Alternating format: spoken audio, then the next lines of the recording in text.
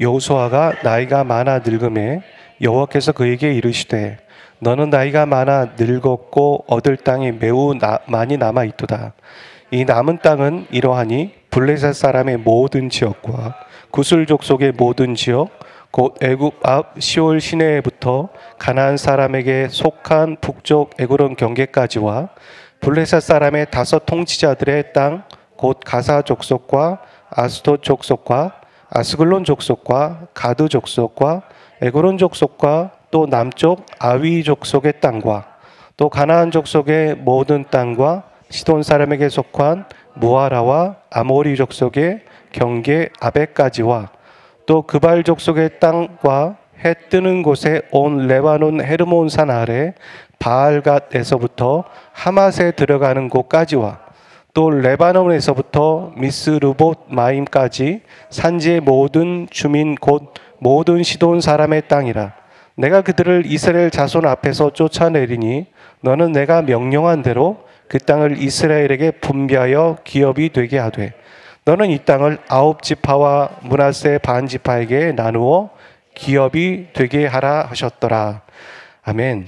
여러분, 여러분이 예수님을 믿기 전부터 알고 있었던 성경 속의 이야기들은 어떤 것이 있었나요?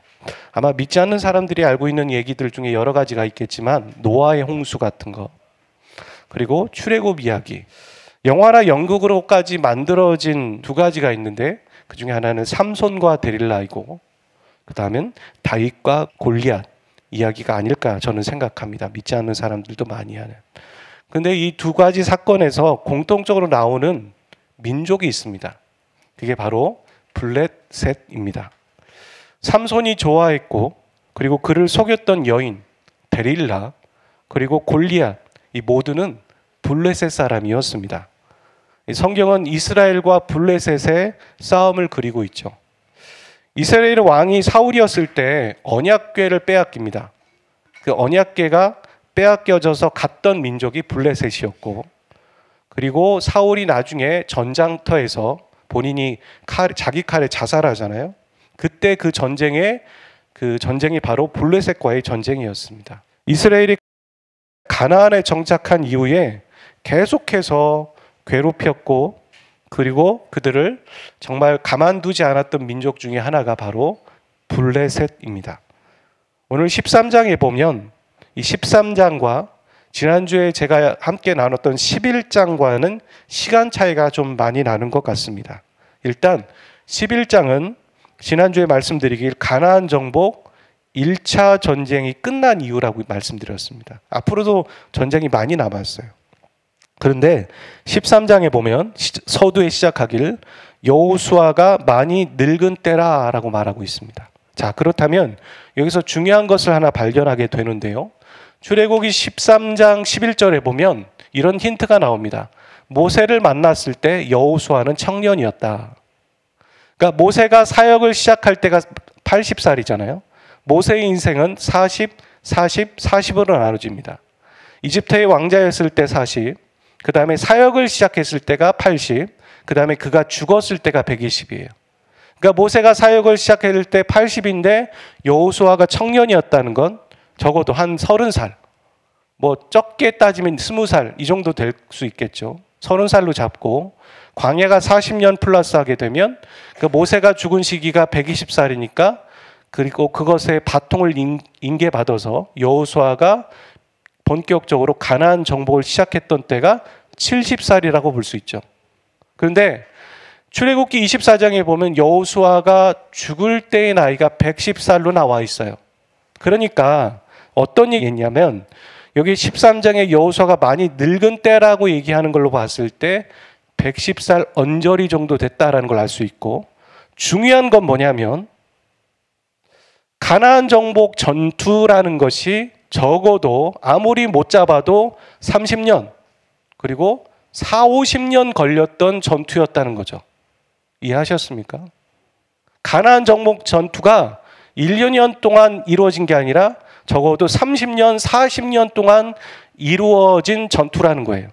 근데 여기서 우리가 기억해야 될 건 하나님이 명령하고 이스라엘 백성들이 순종했던 전쟁임에도 불구하고 이 정도로 어마어마하게 긴 시간이 걸렸다는 거죠. 우리의 예상과는 많이 다릅니다. 우리의 생각에는 하나님이 함께 하시면 모든 것이 순식간에 잘 될 거라는 환상에 빠질 때가 있습니다. 하지만 현실은 기다림과 인내의 싸움입니다. 근데 그게 맞습니다. 믿음이란 믿는 것이 아니라 믿음이란 결국에는 기다림이고 인내의 싸움입니다. 믿음을 가진 사람은 하나님의 말씀이 반드시 이루어질 거라는 믿음 때문에 기다리고 기다립니다. 하나님이 말씀하셨는데 그것이 언제 이루어지는지, 내 때가 아니라 하나님의 때에 반드시 이루어질 거라는 걸 믿기 때문에 그것이 이루어진 걸 보기 위해서 기다린다는 겁니다. 기다리고 오늘 찬양처럼 기도하며 기대합니다. 여러분, 버티는 게 아닙니다. 버티는 건 내가 버티는 것이지만 하나님의 말씀을 들은 사람은 그 말씀 때문에 기대하는 겁니다. 그리고 소망하는 겁니다. 그래서 여러분이 버티는 것인지 하나님의 말씀 때문에 기다리는 것인지 그 단어를 정확하게 쓰시길 바랍니다. 13장에 보면 이 40년의 전쟁을 치렀는데도, 오늘 우리가 읽었던 말씀이죠, 이스라엘은 아직 정복 못한 땅이 많이 남아 있었습니다. 우리가 읽었던 얘기죠. 아직 못한 거예요. 그리고 하나님은 여호수아에게 명령하시기를 뭐라고 하냐면, 야, 이 정복하지 못한 땅까지 12지파에게 분배해라라는 거예요. 왜냐하면 남은 전쟁을 계속하라는 거죠. 계속해라. 여호수아서 13장 6절에서 7절 같이 읽어보겠습니다. 시작. 또 레바논에서부터 미스르본 마임까지 산지의 모든 주민 곧 모든 시돈 사람의 땅이라. 내가 그들을 이스라엘 자손 앞에서 쫓아내리니 너는 내가 명령한 대로 그 땅을 이스라엘에게 분배하여 기업이 되게 하되 너는 이 땅을 9지파와 므낫세 반지파에게 나누어 기업이 되게 하라 하셨더라. 아직 정복하지 못한 땅까지 기업이 되게 하라 하셨더라 라고 하는 거죠. 그러니까 하나님은 오늘도 우리에게도 같은 말씀을 하십니다. 나태하지 말고, 낙심하지 말고, 그리고 지치지 말고 네가 치러야 할 믿음의 싸움을 계속 그곳에서 해라 라고 말씀하시는 거죠. 그 자리를 지켜서 해라 라고 말씀하시는 거예요. 찬송가 가사 가운데 이런 가사가 있습니다. 최후 승리를 얻기까지 주의 십자가 사랑하리. 빛난 면류관 받기까지 험한 십자가 붙들겠네. 여러분, 우리가 알고 계실 거예요. 이 찬양 한번 우리 자신에게 선포하면서 찬양해 보기를 바랍니다. 최후 승리를 얻기까지.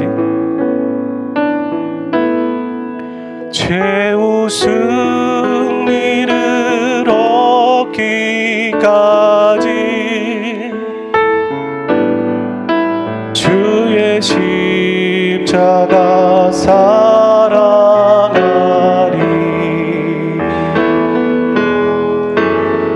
난 연류관 맞기까지 험한 십자가 우리 한 번 더 눈을 감고 최후 승리를 얻기까지, 최후 승리를 얻기까지 주의 십자가 사랑하리. 주의 십자가 사랑하리. 빛난 면류관 받기까지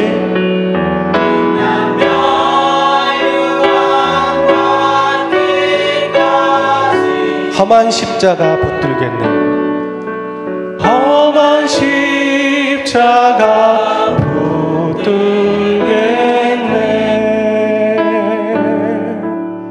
아멘. 이 정복하지 못한 땅 중에 눈에 들어오는 부분이 있어서 여러분과 이 말씀을 나누려고 하는 겁니다. 정복하지 못한 땅들 가운데 13장 1절부터 3절에 보면 이 남은 땅은 이러하니 블레셋 사람의 모든 지역과, 그리고 11장에 보면 아낙 사람들이 하나도 남지 아니하였지만 그래도 가사와 가드와 아스돗에만 남았다, 그런 말을 하죠. 여러분, 일단 아낙 사람은 이스라엘 사람들과 인연이 깊습니다. 출애굽할 때, 출애굽하고 12명의 정탐꾼을 보냈죠. 그랬을 때 여호수아와 갈렙 말고 10명은 두려웠습니다. 그들의 마음을 쫄게 했던 민족, 키가 컸던, 장대했던 민족, 그 민족이 바로 아낙 사람이었습니다. 그래서 가나안에 들어가지 못한 거예요. 그들은 하나님의 말씀에 불순종하고 40년의 광야의 생활을 하게 했던 원인 제공자, 그들이 바로 아낙 사람들입니다. 이들의 특징은 아까 말씀드린 것처럼 다른 민족들보다 키가 월등히 커요. 월등히. 그들이 어디에 있냐면 가사, 가드, 아스돗, 여기에 남아 있다는 거죠. 저기 중에 가드라는 곳에는, 가드는 어디냐면 골리앗의 고향입니다. 성경에 보면 골리앗의 크기는, 키는 3m였다는 거예요. 3m. 그리고 아스돗에는 다곤 숭배의 본산지입니다. 그러니까 블레셋이 법궤를, 아까 말씀드린 것처럼 법궤를 잠깐 뺏어서 갖다 놨던 곳이 바로 아스돗입니다. 거기서 다곤 신상에 목이 잘려지는 걸 우리는 보게 되죠. 즉 블레셋 민족의 뿌리가 아낙 자손일 가능성이 매우 높아요. 매우 높다는 거죠. 그곳에 원래 아낙 사람들이 있었는데 나중에 그곳을 블레셋이라고 불렀을 가능성이 크다는 거죠. 심지어 어떤 사람들은 이 블레셋 뿌리가 아낙 자손이라고 확정하고 단정하기도 합니다. 그런데 저는 그렇게 말하기는 좀 애매한 것 같아요. 여하튼 정리해보면 아낙 자손은 가나안에 들어가라는 하나님의 말씀에 불순종하게 한 민족이고, 블레셋은 이스라엘이 가나안에 들어가 있었을 때 계속해서 이스라엘을 괴롭혀서, 그리고 이스라엘이 예배와 신앙생활을 방해했던 민족입니다. 그러니까 이스라엘에겐 이 약점입니다. 아낙 자손과 블레셋. 우리에게도 약점이 있죠. 이스라엘에게 약점이 있듯 그 약점이 지금 당장에는 별 문제가 되지 않습니다. 그런데 훗날에 나를 괴롭히고 나의 믿음 생활을 방해하게 된다는 거죠. 이스라엘 백성들에게 하나님께서 저 민족을 점령하라고 배분하시고 그들에게 분깃으로 주셨는데 그들은 어떤 이유에서인지 저들을 점령하지 못했어요. 그랬기 때문에 사울 시대, 다윗 시대 계속해서 이스라엘 백성들을 괴롭혔다는 거죠. 그런 것처럼 우리의 약점이 가만히 있을 땐 그냥 있는 것 같은데 그것이 계속해서 우리의 믿음 생활을 방해하게 된다는 거죠. 마치 손톱에 낀 가시와 같이, 여러분 손톱에 가시가 끼면 그 별거 아닌 것 같은 작은 것인데 매우 괴롭고 불편하고 신경이 쓰입니다. 그래서 그것을 뺄 때까지는 다른 걸 제대로 하지 못해요. 그 작은 것인데. 우리에게도 약점이 참 작은 것이라고 생각하는데 그 약점이 손톱에 낀 가시처럼 계속 우리를 괴롭혀서 신앙에 방해를 준다는 거죠. 여러분, 어떤 약점들이 우리에게 있을까요? 어떤 사람은 습관적으로 자기를 변호합니다. 습관적으로. 그것이 그 사람에겐 약점이죠. 그렇게 되면 자신을 보게 하시는 성령의 음성을 제한적으로 들을 수밖에 없어요. 또 어떤 사람은 가정의 불화를 경험한 사람은 본인의 가정이 깨지지 않기를 바라면서 그것이 약점이 되어 많은 걸 포기할 수 있습니다. 어떤 사람은 목회자로부터 받은 상처가 해결되지 못하여서 정말 진심을 가진 목회자의 권위도 받아들이기 어려운 약점이 생길 때가 있어요. 그러면 그것은 더 깊은 성장을 방해하게 되죠. 또 어떤 사람은 권위적인 부모 밑에서 성장한 사람은 아주 건강한 권위 자체도 받아들이길 어려워하고 거부합니다. 마지막으로 이런 문제도 있을 거예요. 내가 약점이 있다 하면서 그 약점 뒤에 숨는 사람. 내가 원래 약점이 있어. 그래서 그것 때문이야 하면서 그 뒤에 숨는 것, 핑계 대는 것은 이건 약점이 아니겠죠.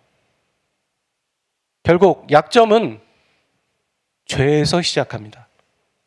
여러분, 나쁜 권위를 상처를 받았든 어떤 문제였든 그것은 그 원인 제공자는 결국엔 죄입니다. 그리고 그 죄에서 시작해서 누구 죄로 인해서 약점이 내 안에 있지만 또 그 나의 약점은 또한 죄로 연결되는 것이죠. 그리고 하나님의 말씀에 불순종하게 되는 것입니다. 우리 눈에 이스라엘의 약점이 정말 보이잖아요. 블레셋이구나, 아낙이구나, 이런 것처럼 여러분 각자가 자신의 약점이 무엇인지 알고 계신가요? 한번 여러분 스스로에게 질문하고 저에게 눈으로 한번 표시해 보십시오.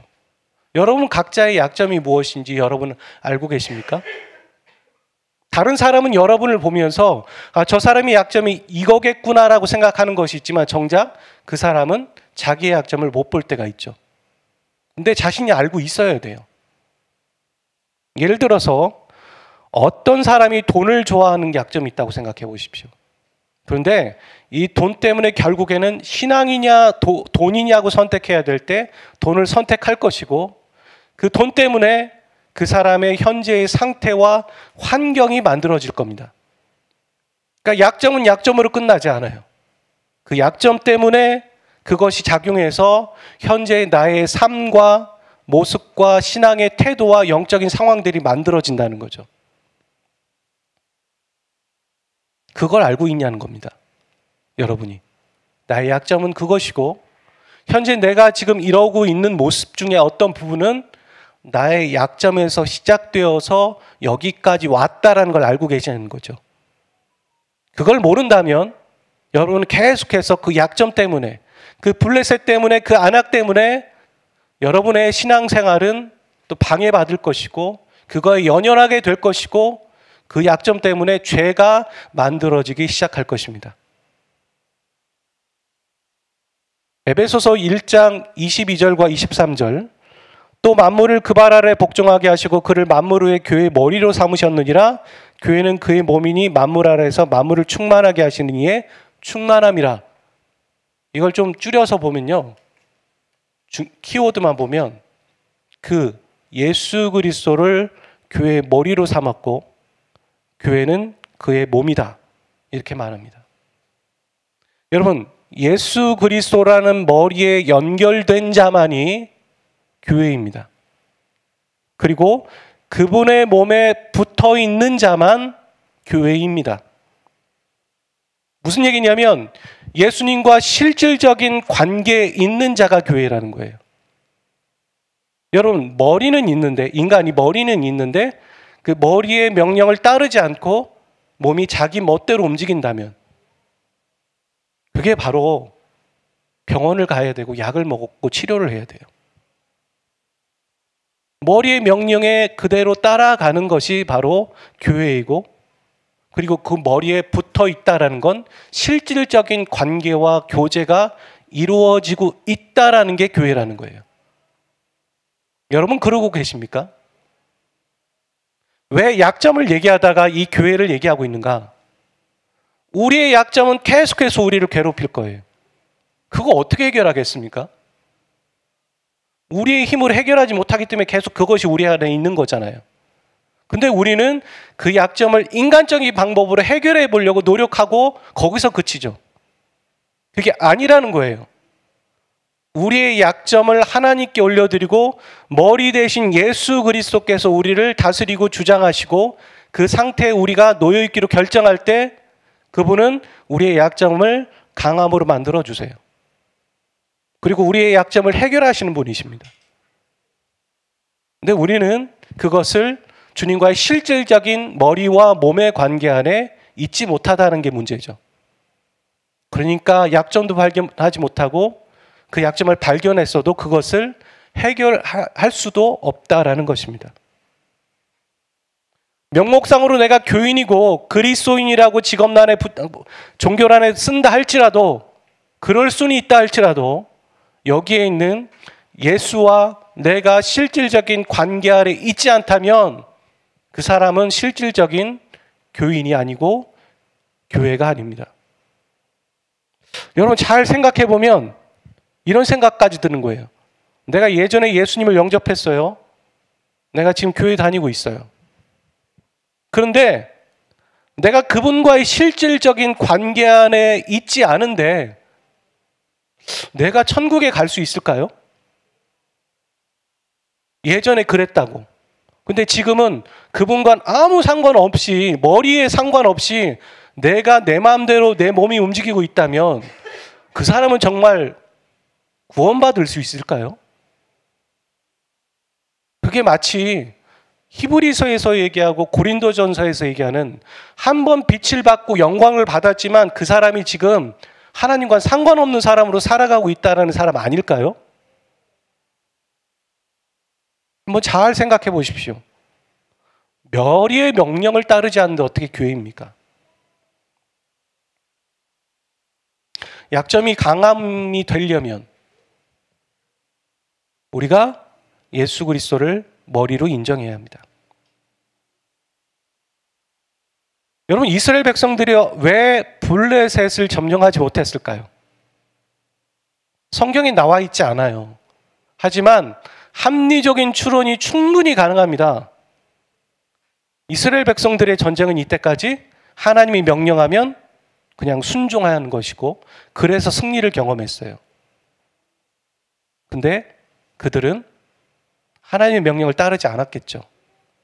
두려워서 시도조차 하지도 않았을 테고. 어쨌건 똑같은 얘기인데 그랬기 때문에 남아있는 겁니다. 그러니까 불순종의 열매가 약점이에요. 그리고 그 약점이 계속 나를 괴롭혀서 불순종의 불순종을 만들어내는 거잖아요. 결국엔 하나님의 명령에 머리에 순종하게 될 때 우리는 승리하게 되는 것이고 우리의 약점이 강함이 될 수 있는 거예요. 그 전까지는 그 약점은 어찌 보면 사단의 공격 약점이 되는 것이고 우리의 약점이 되는 것이고 사단의 공격 포인트가 될 수밖에 없는 것이죠. 여러분, 머리를 인정하는 그리스도인 되시길 바랍니다. 아멘. 베델교회 표와 주제가 뭐예요? 예수 그리스도를 주인 삼고 사는 교회. 여러분, 이걸 회복해야 합니다. 머리의 명령을 따라 행동하는 거예요. 여러분, 저는 그런 생각이 들어요. 하나님의 말씀을 주일에 선포하는데 그 말씀이 일상의 삶까지 미치지 못한다는 생각이 들어요. 그게 왜일까요? 저도 간절히 기도하거든요. 여러분, 우리는 머리의 명령을 따라가야 돼요. 예수 그리스도의 인도하심을 따라가야 돼요. 그리고 실질적으로 그 머리와 붙어있는 몸이 돼야 돼요. 그게 교회예요. 우리 이 시간 같이 기도할 수 있기를 원합니다. 우리가 그분의 머리에 명령에 따라가고 있는 교회 되기를 원한다라고. 해주십시오, 이렇게 해주십시오라는 얘기 하지 마시고요. 우리의 의지를, 우리의 결단을 하나님께 보이길 바랍니다. 제가 그렇게 살지 못했고 머리의 명령을 따르는 제가 되겠습니다. 일주일 동안. 그리고 예수님과 실질적인 관계 안에 있는 몸이 되는 교회 되겠습니다. 우리 그렇게 같이 이 시간 우리의 의지와 결단을 하나님께 고백하는 시간 되었으면 좋겠습니다. 기도하겠습니다.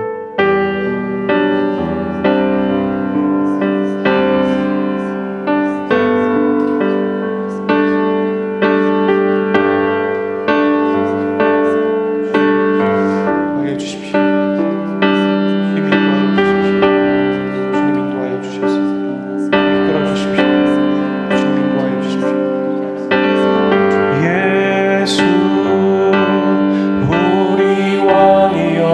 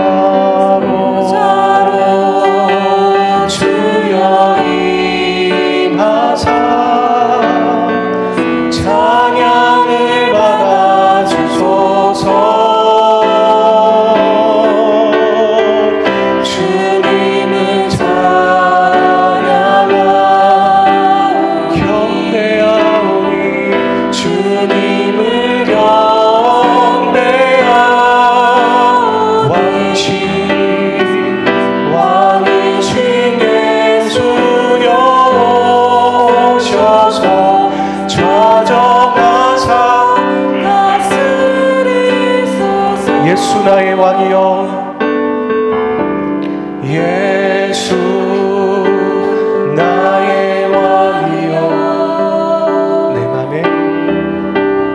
내 맘에 오소서 보좌로 주여 임하사 찬양을 받아 주소서 주님을 찬양하오니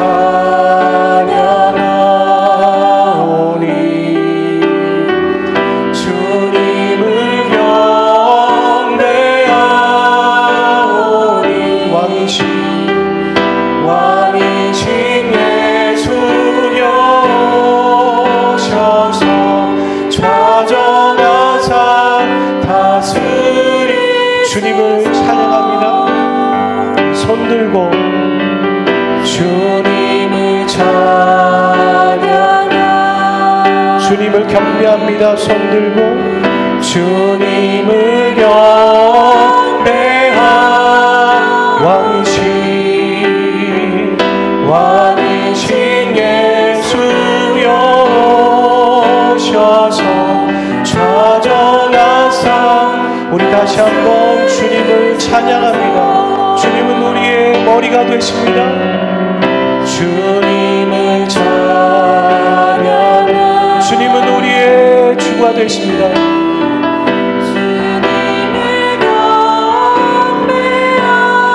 주님은 우리의 왕이 되십니다.